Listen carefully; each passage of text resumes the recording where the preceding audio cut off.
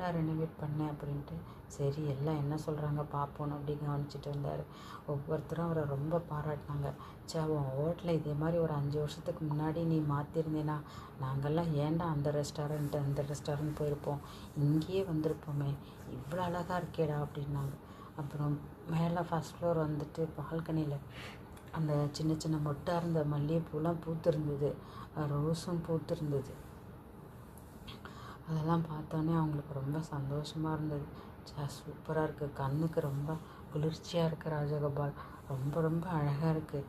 எப்படி இவ்வளோ அழகாக நீ பிளான் பண்ணியிருக்க, எந்த இடத்த பார்த்தாலும் அது ப்ளைனாக விடலை, அங்கே ஏதாவது ஒன்று வச்சுருக்கேன், வால்பேப்பர்லாம் ஃபென்டாஸ்டிக் அப்படின்னாங்க. எல்லாரும் ரொம்ப புகழ்ந்து பேசிகிட்டே வந்தாங்க. ராஜகோபாலுக்கு மதுராவையே கண்ணு தேடிக்கிட்டே இருந்தது, எங்கே போனால் இந்த பொண்ணு அப்படின்னு. ஃபங்க்ஷன்லாம் முடிஞ்சு எல்லோரும் சாப்பிட்டுட்டு டிஃபன் ரெசிபி அதை விட ரொம்ப நல்லா இருந்தது.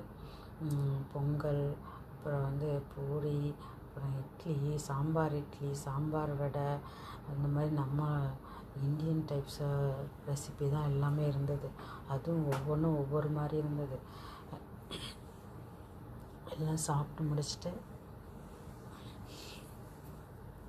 கிளம்பி போய்கிட்டே இருந்தாங்க.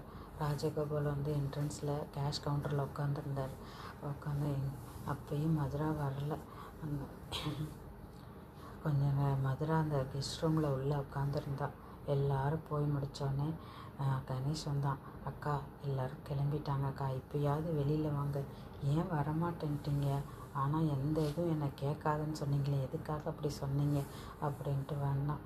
அவனுக்கு கோபமாக இருந்துச்சு. ஏன்னா இதெல்லாம் ஓடி ஓடி செஞ்சது மதுரா தான், அவள் தானே முன்னாடி நிற்கணும், ஏன் இப்படி பண்ணா அப்படின்னு இருந்தது. அப்போ மதுரா எதுவும் சொல்லாமல் வெளில வந்தா. ராஜகோபால், இந்த ரூமில் நீ உட்காந்து என்னம்மா பண்ணிக்கிட்டு இருந்த அப்படின்னு கேட்டார். சார் முக்கியமான ஒரு ஃபைல் சார். ஃபைலா?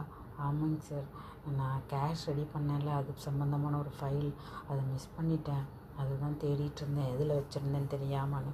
என்னம்மா சொல்கிற, உனக்கு இஷ்டம் இல்லைன்னு சொல்லு, ஏன் இப்படி பண்ண நீ அப்படின்னு திட்டிகிட்டு இருந்தார். அவர் எதுவும் பதில் சொல்லாமல் அவர் திட்டுறதெல்லாம் அமைதியாக கேட்டுட்டு இருந்தா. இவ்வளோ அழகாக பண்ணியிருக்கேம்மா, இந்த பாராட்டெல்லாம் நீ தானே கேட்டுக்கணும், நான் எல்லோரும் என்ன புகழ்ந்துட்டுருக்காங்கன்னு, அதுக்காக தாங்க சார் நான் வரலை அப்படின்னு. என்ன நீ சொல்கிற அப்படின்னா. ஆமாங்க சார், இந்த ஹோட்டலில் ஒவ்வொருத்தர் என்ன சொல்லியிருப்பாங்க, பழைய காலத்து ஹோட்டல் மாதிரி இருக்குது, சரியாக இல்லை அப்படின்னு தானே எல்லோரும் இங்கே வர்றதை அவாய்ட் பண்ணாங்க.